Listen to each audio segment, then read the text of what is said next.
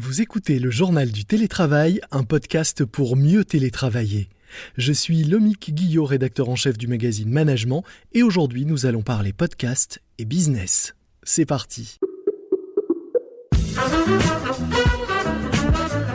C'est le journal du télétravail.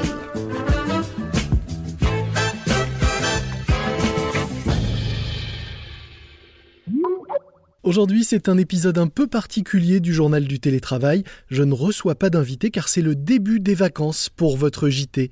Du coup, j'ai un conseil à vous donner, un podcast que je vous recommande pour vos vacances. Il s'agit du podcast Guerre de Business. Guerre de Business, c'est l'adaptation française d'un podcast américain à succès, Business Wars. Si vous aimez notre Journal du Télétravail, vous ne serez pas totalement dépaysé. J'ai en effet la joie et l'honneur d'être la voix française de ce podcast produit par le studio américain Wondery, que je remercie pour sa confiance, en partenariat avec le magazine Capital. Dans chaque saison de Guerre de Business, vous découvrirez les coulisses d'une bataille entre deux grands noms des affaires.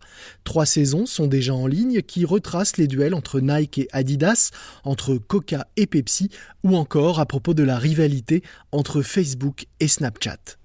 Aujourd'hui, sort une toute nouvelle saga, la lutte acharnée entre deux géants du fast-food, McDonald's contre Burger King. Des origines à nos jours, on vous raconte tout sur ce duel sanglant entre deux marques connues dans le monde entier. Chaque épisode dure près de 30 minutes, il y a 6 épisodes par série, alors autant dire qu'on a le temps d'aller au fond des choses dans chaque histoire, de tout vous raconter dans les moindres détails.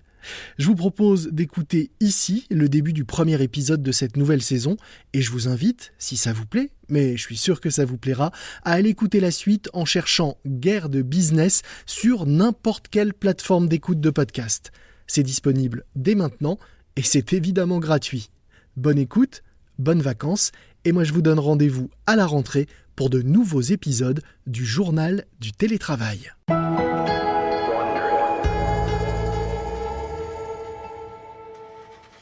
Décembre 1948 à San Bernardino, en Californie. Une voiture roule sur le parking enneigé du drive-in du McDonald's local. L'homme au volant se gare, klaxonne et patiente. Il regarde en direction du restaurant. À travers la vitre du bâtiment de forme octogonale, il voit le personnel qui s'affaire. Mais personne ne semble lui prêter la moindre attention. Mais pourquoi aucune fille ne sort ? Où sont passées les serveuses ? Il klaxonne à nouveau. Personne ne bouge.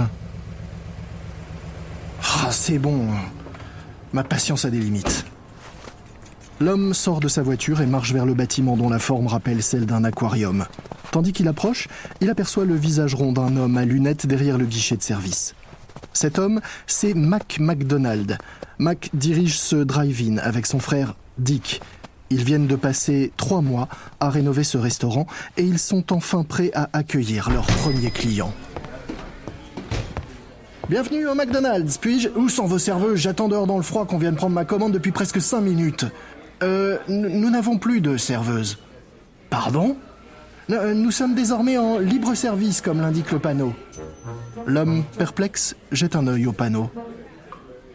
Bon, donnez-moi des travers de porc. Désolé, mais on ne fait plus de ribs. Le client, toujours énervé, lève les yeux au ciel.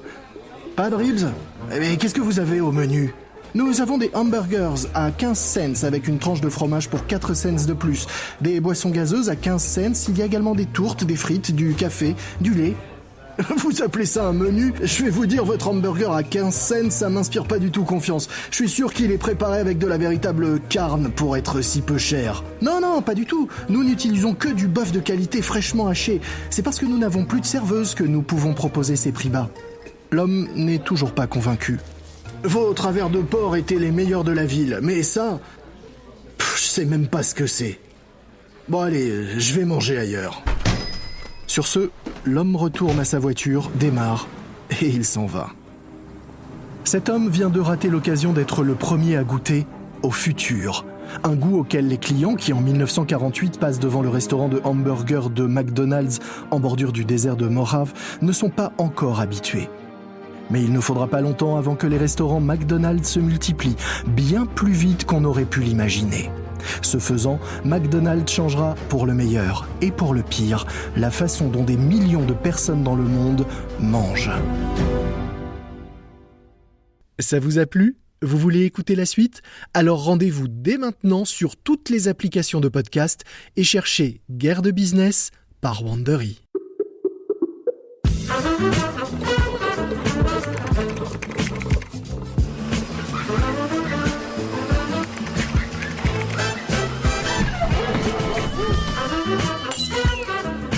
C'est le journal du télétravail.